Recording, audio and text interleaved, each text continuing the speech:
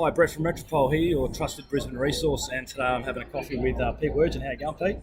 Very good. Good to see you again, Brett. You too, in the heart of Tenerife here, and it's probably good that we're here because we're going to talk about the apartment oversupply, and there's been plenty in the media over the last couple of weeks. I guess if we could start with how you're seeing things, and obviously there's two sides of the coin here. We're talking about the approvals and what's actually being approved, and also the population, because at one point the approvals were going north and the population was going south. So how are we looking at the moment, Pete?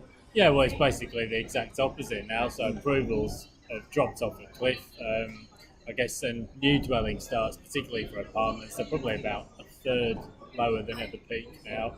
And as you said, the population growth into Queensland has risen dramatically to above 80,000 per annum again now from under 60 in Nadir. So, we're just swinging back into equilibrium, but it's been a really soft period. Yeah, absolutely. And obviously with the apartments, also the approvals, you were mentioning that even though they're counting the approvals, there's actually not a lot that are getting off the ground, and now those numbers are starting to fall as well, aren't they? Well, yeah, this is the thing. We're in the midst of a Royal Commission into banking misconduct. So banks are needing higher pre-sales than they did, which developers just can't achieve in the current environment. And a lot of these approved projects just aren't getting kicked off. So that's another thing that's just swinging the market back into balance. Yeah, and the headlines of bloodbath and all the rest really haven't eventuated, have they? I guess at the right time the population growth kicked in, and I think those headlines will probably be a distant memory in the next 12 months. Do you think? Yeah, I think if you look at Western Australia, a lot of stuff was built on the assumption that population growth would continue at very, very high levels during the mining boom that we saw, and that hasn't eventuated. So there's a big overhang in Perth and Western Australia.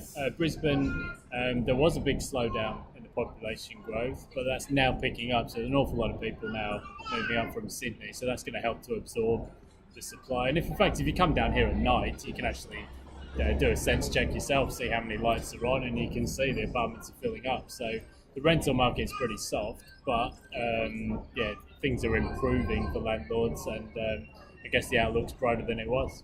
Yeah, that's great, mate. Look, I've been following your blog, and I know you've been creeping around at night taking photos in people's windows around here, so I'll continue to do that. And mate, thank you very much for the update. It's good to catch up, and thanks for taking the time to talk.